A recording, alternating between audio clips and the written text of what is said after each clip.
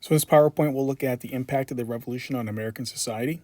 So we've looked at the battles and the big events that happened leading up to the revolution and during it. Now we're looking at what comes after the revolution.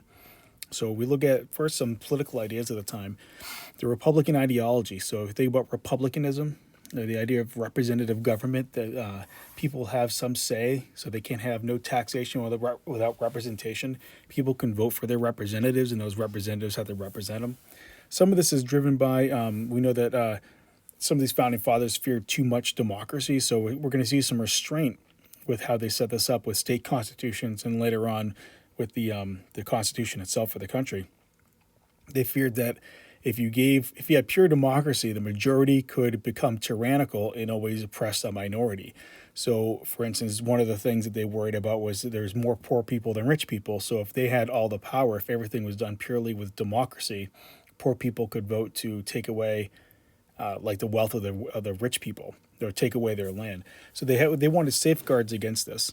So they came up with representative governments, right? This is Republican government, not Republican like a political party, Republican government, just like we saw back in Rome.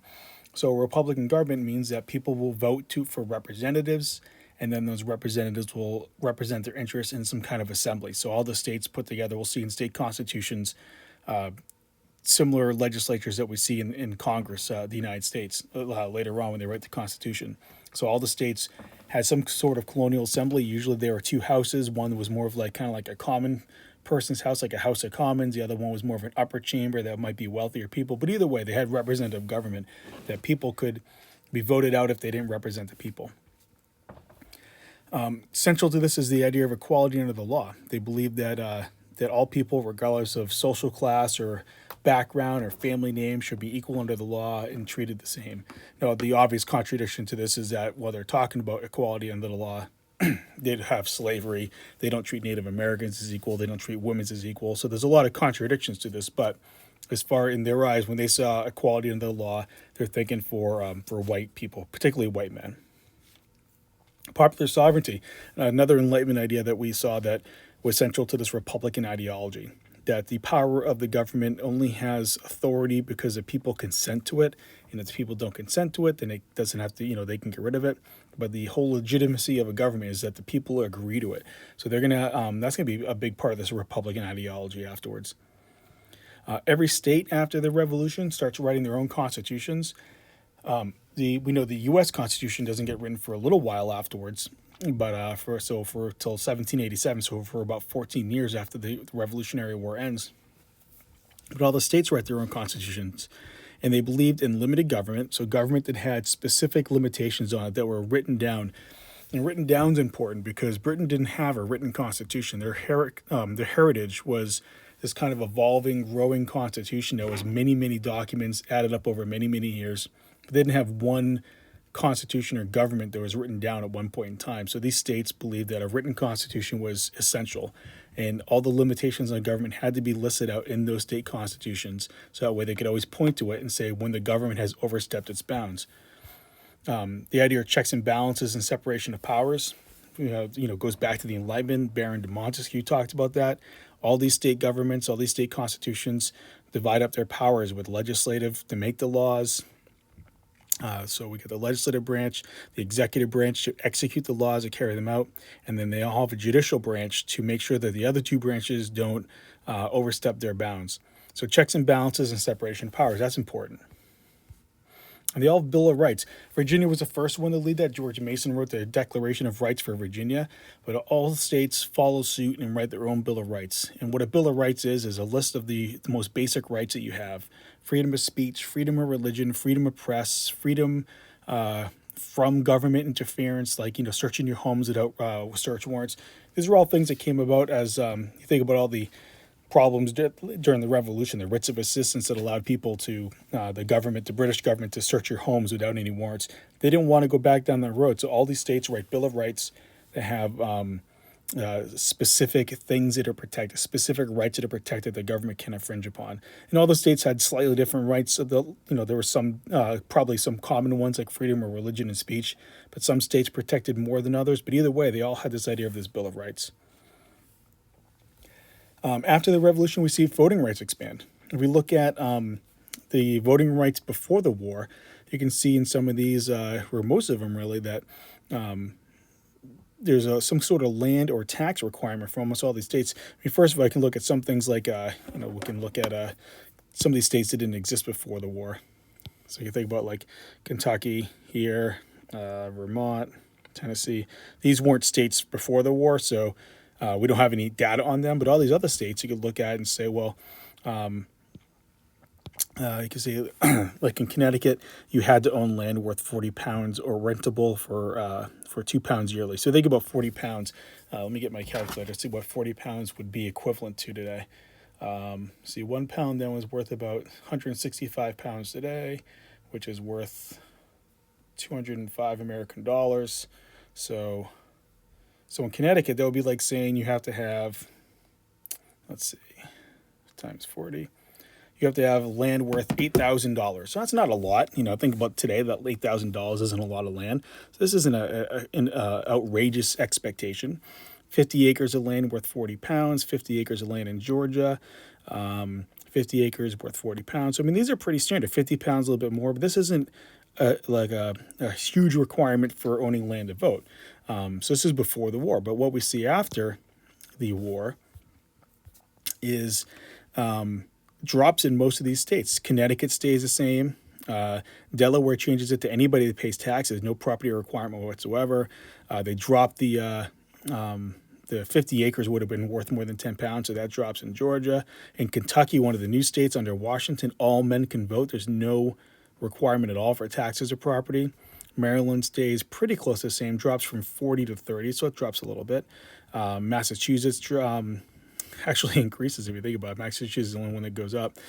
New Hampshire, all taxpayers, they drop all land requirements, and so on. As if you look down through all these, all taxpayers, all adult males, some of them stay the same. But in most states, we see a drop in the voting requirements. So that means more people can vote. Lower class people, or I should say people that weren't, not lower class, but people that weren't wealthy could vote more so than before. The other thing we see during this time is the idea of weakening of deference. What deference means is when you defer to your better, right? Like someone is socially your better. They're an upper class aristocrat, and you would since bow down to them. You would always give them kind of like a priority, or you would, if they disagreed, you would always defer to them, or you would not argue with them. They would be right. And what we see with this weakening of deference, a lot of that is tied to land ownership in Europe. In the United States, you can look at and say 49% of adult men own land. This is much more than all these other European states or other European nations. They don't give us all of them. We don't know France or Britain, at least in this chart they don't. But a lot more Americans own land, adult males own land than European countries. If we look at it as far as the idea of wealth that's owned by the top 1%, only 13% in America, but much higher in all the other European countries, at least much higher in places like Denmark. And then we look at the wealth owned by the top 40%. Then that's much, again, 45% in the United States and much higher than everywhere else. So it gives you the idea that there's the wealthy people don't control as much in the United States after the revolution as there was in other parts of Europe. This kind of shows a similar thing. We look at the weakening of deference. If we look at before the war, so this period over here, and this is showing us a couple of things. The black bar is showing us down here the percentage of legislators who own property worth more than 5,000 pounds. That's about $1 million worth of property that anybody in these black bars would represent, right? So in the northern colonies before the war, 36% of legislators, people that served in colonial governments, they had to own they owned more than $1 million worth of land. If you look at then 47%, whereas people between 2,000 and 5,000, so this is probably about people that own about 500,000 to $1 million worth of land. And then in the smaller part, people owning less than 2,000, that's a much smaller number down here, right? So we could say that before the Revolutionary War in the North, most of the people serving in the state legislatures were in this middle part. That's about $500,000 worth of property. So that's a lot of money. Those are wealthy people, and that drops considerably after the war over here, right? So in the years following the war, the number of people owning less land goes up considerably. So these are people that are serving in the state legislatures, which shows that serving in the government, not just voting, but actually serving in the government and representing people as a representative or senator at a state has increased significantly in the North. We don't see as big of a difference in the South down in these columns here, right? So we go from 50% to 28% for the wealthiest, the from 36% to 42%, and we see a little bit of an increase here between 12 and 30%. So in the South, maybe not as much. They're still very much tied to land and slave ownership and cash crops, but there is a change. So we see some changes there that it's not always just about the wealthy. If we look at some other political ideas, freedom of religion. Virginia again leads the way, passing the first statute for religious freedom in 1786, and then we'll see other states quickly follow suit, being enacted by the General Assembly that no man shall be compelled to frequent or support any religious worship. So we can't force you, we can't compel you to frequent, mean go to or support through taxes, religious worship, a place or ministry whatsoever, right? So we can't make you pay taxes to support an Anglican church, a Puritan church, a Catholic church, or whatever church it might be.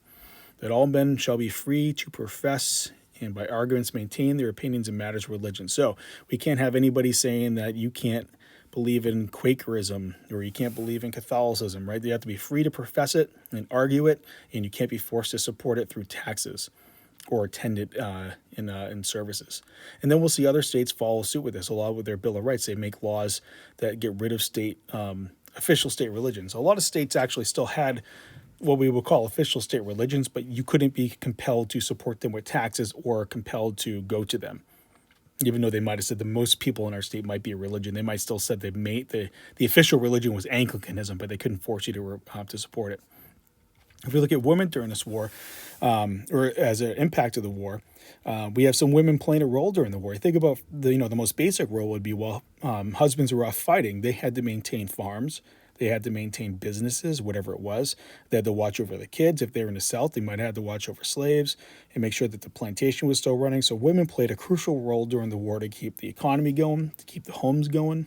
But even during the war, they gave some examples of people like Molly Pitcher, who brought water to all the people, the soldiers fighting in the war, alongside with her husband, and Margaret Corbin, who they say when her husband was firing a cannon, he got shot, so she started firing for him. And we see that pictured over here, Molly Pitcher over here.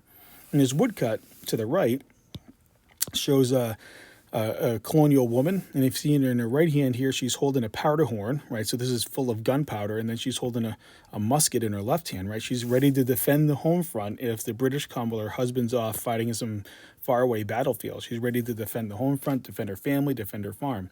So women play a crucial role during the war. If we look at the way it impacts them, we see some hopes for a better future and, maybe some small gains in other ones. This is a famous letter from Abigail Adams to John Adams. And if we read through some of this is just a little excerpt of it. Abigail and John were famous for writing letters. There's tons of letters between the two of them. And this is one of the most famous ones. She says, note the year, this is 1776. John Adams is in Philadelphia, and they're deciding about the issue of independence. She says, I long to hear that you have declared independence. And by the way, in the new code of laws, which I suppose it will be necessary for you to make, I desire that you would remember the ladies. That's a famous line from this, right? They're going to write a new code of laws when they write the Declaration of Independence, when we break away. I want you to remember the ladies and be more generous and favorable to them than your ancestors. Do not put such unlimited power into the hands of husbands. Remember, all men would be tyrants if they could. In particular, if particular care and attention is not paid to the ladies, we are determined to foment a rebellion and will not hold ourselves bound by any laws in which we have no voice or representation.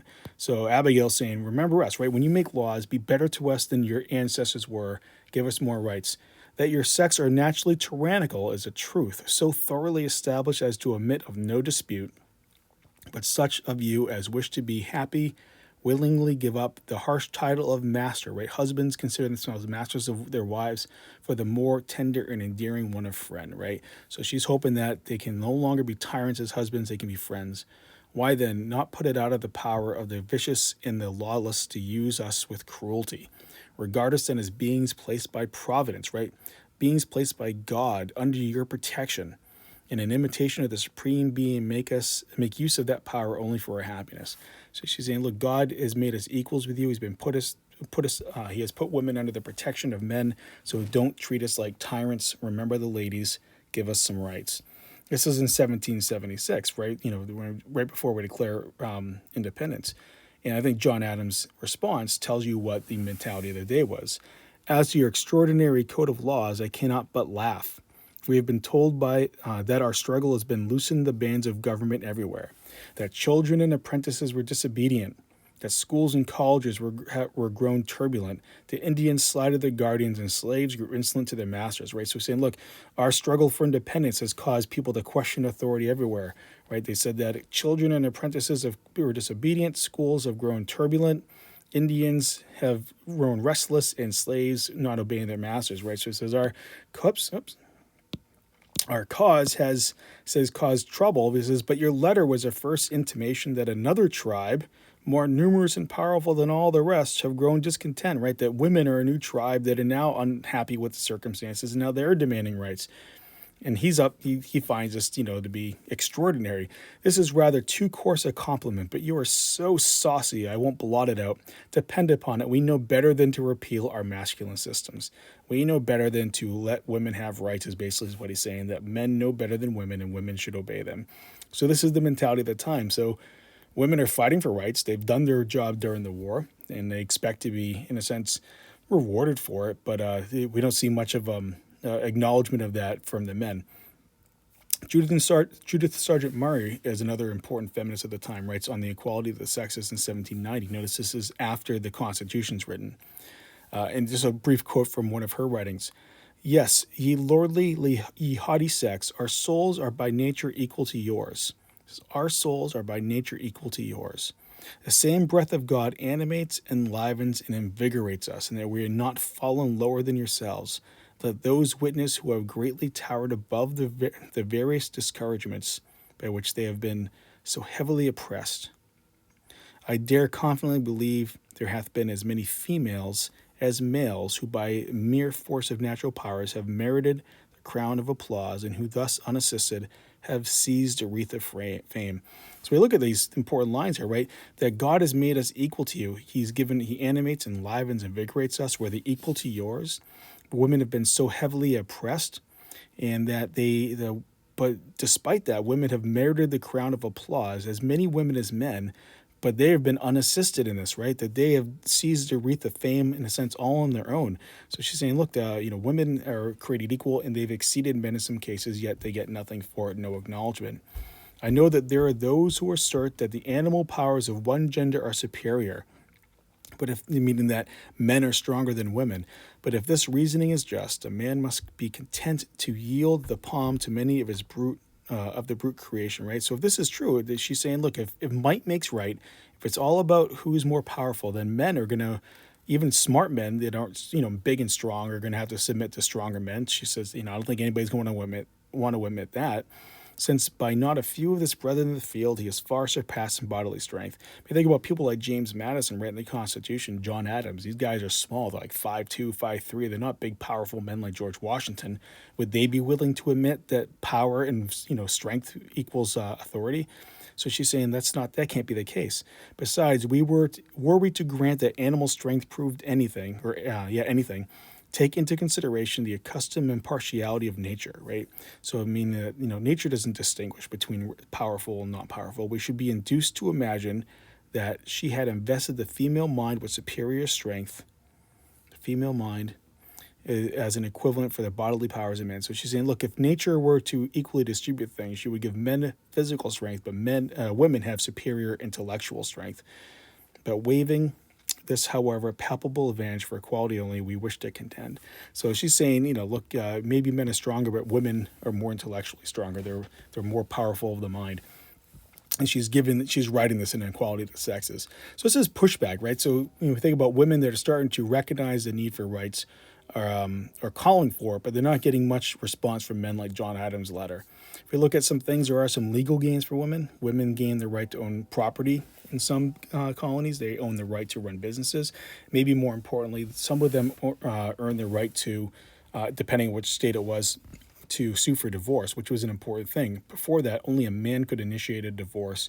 And if a woman, unless there was some extreme case, like if a woman was being physically beaten by her husband, then a court might issue a divorce. But for other reasons, like a man is unfaithful to his wife, a woman couldn't go and ask for a divorce. So that's a gain, right? So women have more legal rights.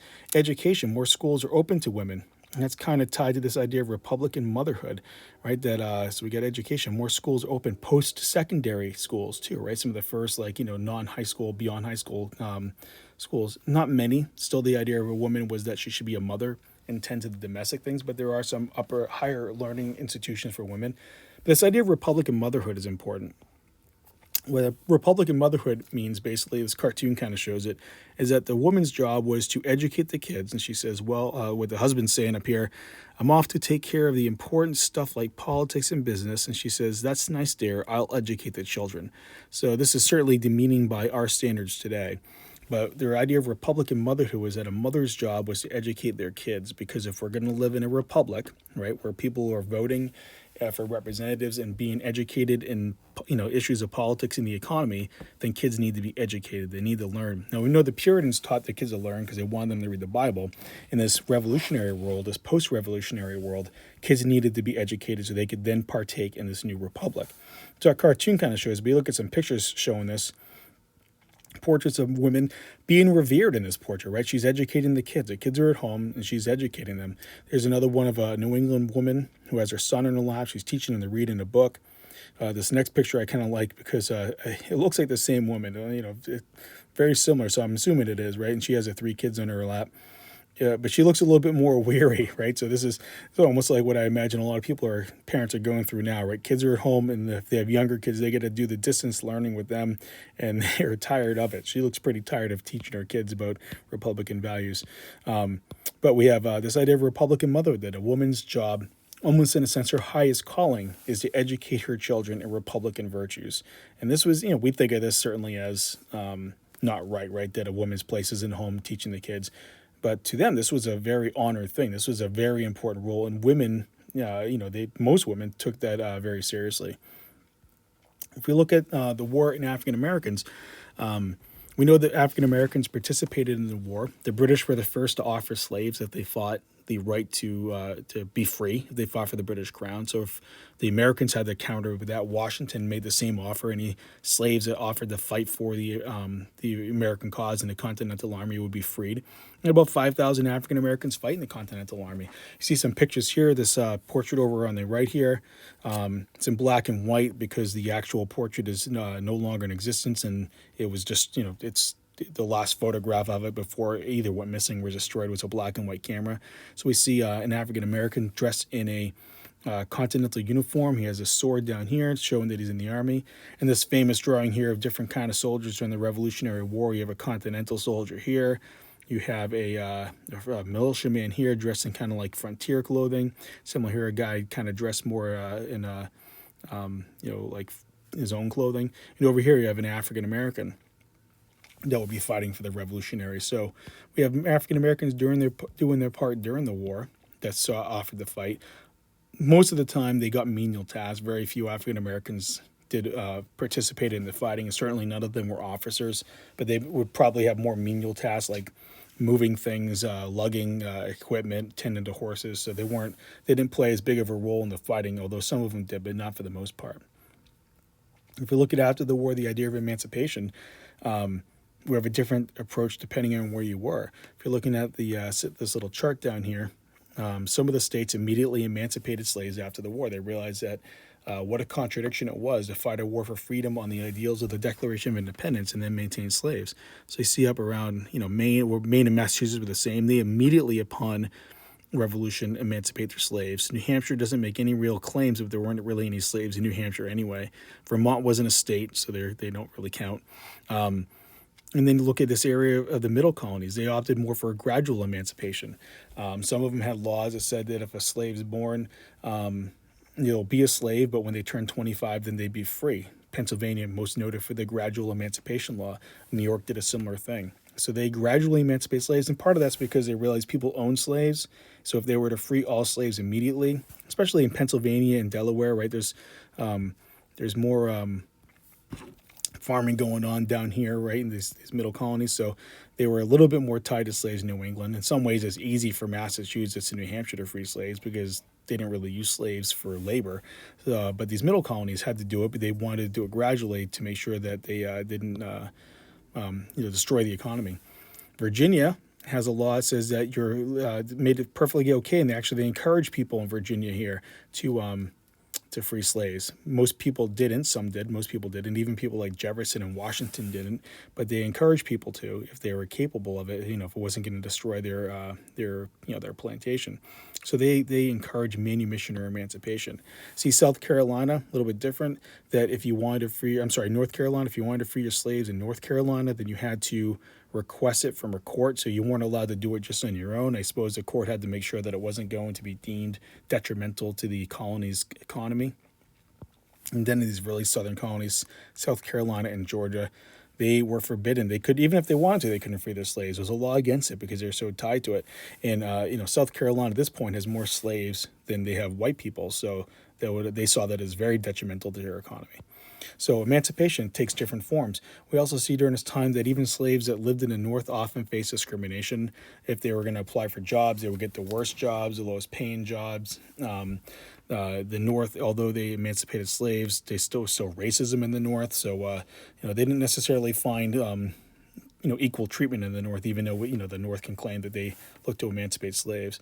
We actually saw, you're doing some homework on slavery in the colonies slavery in the states after the Revolutionary War. The slavery actually grows in some of these states. You'll see that in one of the charts, so I won't talk too much about that. But slavery definitely doesn't go anywhere in the South, right? They're gonna, Virginia, even though they have they're free to emancipate their slaves if they want to. They don't. And part of that in the South is they come up with this, kind of mentality of it's a necessary evil. Even people that don't like it say, well, we don't like slavery, but if we were to get rid of slavery, the economy would be destroyed. So we're going to have to basically deal with it. We're going to have to keep it, even though we don't like it. So gains for African Americans. We do see some. Quoke Walker over here on the far left was an African American in Massachusetts who was threatened by a white person and struck him back, and he was going to go to jail because it was against the law for an African American, whether they were free or slave, to strike a white person.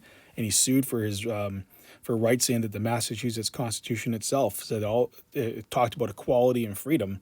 So it says, well, do we have equality and freedom or not? Am I different than someone else? And the court actually backed him up. They said the Constitution of Massachusetts, not the U.S. Constitution, the Constitution of Massachusetts supported him, and he was found innocent of this crime.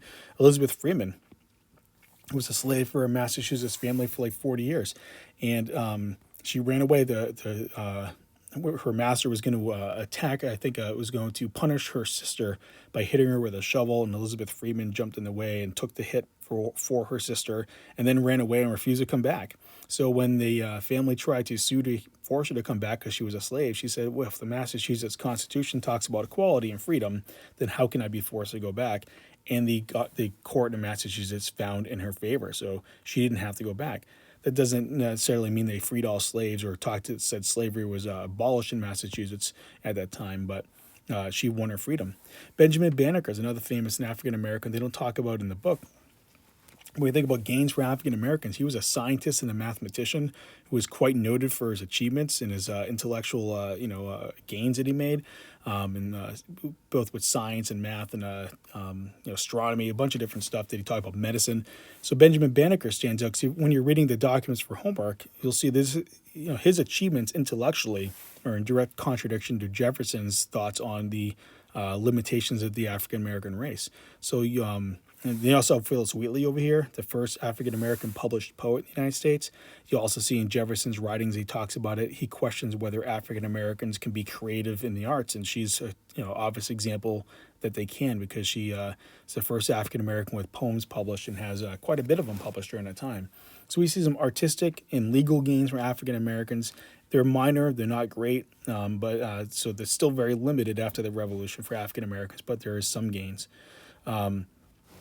The last thing to look at is the emergence of American culture and national identity. If you look at during this time, we have when we say national identity and culture, Americans now have a distinct idea that they are just not British. They are something different, something new, and they have all these things from the Revolutionary War to point to, these heroes and famous events. Some of these quotes that get ingrained in their memory: "Give me liberty or give me death." So we have a picture of Patrick Henry saying that in the House of Burgesses, saying that if they're going to attack us at Lexington and Concord, then they're basically treating us as slaves.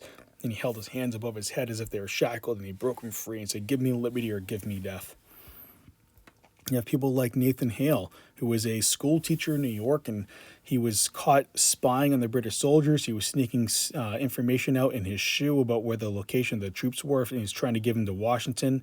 And they arrested him as a spy, and they hanged him for treason. And they said before they hanged him, "Do you have any last words?" And he said, famously, "I only regret that I have but one life to give for my country." These are words to inspire kids about your duty to America, right? Better to die loyal to America than as someone that would be a traitor or betray the American cause. Some of the famous ones: "Don't fire until you see the whites of their eyes" by William Prescott at Bunker Hill. Right as the British were charging up the hill, the Americans were low on ammunition. They couldn't waste any shots. So wait till they get so close you can see the whites of their eyes. That way you're sure not to miss. So William Prescott, a hero who dies at the Battle of Bunker Hill. Captain John Parker, one of the Minutemen that came out at Lexington Green when they came to they were marching to Concord to steal the weapons, or trying to steal the weapons from the Concord arsenal. His famous quote: "Don't fire unless fired upon, but if they mean to have a war, let it begin here." And here's a statue of John Parker at Lexington itself, if you go there, if you ever go on a historic tour. And then "I have not yet begun the fight." John Paul Jones, you read about him, this famous sea captain, right? He's fighting the British soldier. He's on his Bon Richard, his boat, and he's fighting against the British warboat, the Serapis, and his boat is sinking. And as the British commander shouted across, "Do you surrender?" he says, "No, I have not yet begun the fight." And they maneuvered their boat and boarded the British boat and fought on the decks. So this famous idea that, I'm not giving up. Even though my boat's sinking, I would not give up. So it's a bunch of famous things that kind of get emboldened after the American Revolution to become part of their folklore and their stories that they would tell. If we look at as far as American culture, we have artists during this time. John Trumbull painting. We'll see some of his paintings. Charles Willson Peale and Stuart Gilbert. Sorry, it's backwards. Should be Gilbert Stuart. My bad. We have these famous painters that paint famous scenes. John Trumbull served in the American Revolution. Was there for some of the big events like the crossing of the Delaware. He paints here the Declaration of Independence, and you see the committee here that was to design it. Right. We have Ben Franklin, Thomas Jefferson, John Adams, Livingston, and Sherman in the back. So all these people that were there on the committee to write the Declaration of Independence, presenting it to George Washington and the rest of the Continental Congress for their approval. So we have things commemorating stuff like that. The painting commemorating the victory at Saratoga that has Horatio Gates falsely as a hero, accepting the sword of Johnny Burgoyne, right? So we know that Gates didn't really deserve that, but commemorating that victory nevertheless. To surrender at Yorktown, so the battle that ended the war, commemorating that event. Here, Washington on his horse over here, and these are the British officers marching to deliver the swords. We have the French soldiers on one side and the American soldiers on the other. If you look at some of the things, this is paintings by Charles Willson Peale of Washington leaning casually upon his cannon. We have some of the portraits by Gilbert Stuart of Washington, John Adams, and Thomas Jefferson. Paints think about without cameras. This is how the best way we know what these people look like. So these are all parts of the American culture that get formed. The one thing I would add to this, although I don't have a slide for it, is that think about I forgot to mention the Loyalists, and I forgot to make a slide for the Loyalists. Think about losers in this, big losers in the sense of the people that stayed loyal to the British during the war. These are Americans, the Tories, right? The people that didn't gain at all. That during the war they thought the British would win, so they sided against the Americans. And after the Americans win, and the British go home, they're really left high and dry. A lot of them leave the country. They go to Canada. They go to the British West Indies. Some of them go back to Britain. But they're always treated as outsiders. There are people that were born in the United States, and they're forced to leave their homes and go live in a foreign land, essentially. And they're never really accepted in those lands. A lot of the land was confiscated in the Treaty of Paris that ended the war. The United States said we would give back that land, but we don't for the most part. Some states do it better than others, like Massachusetts does. Virginia does not.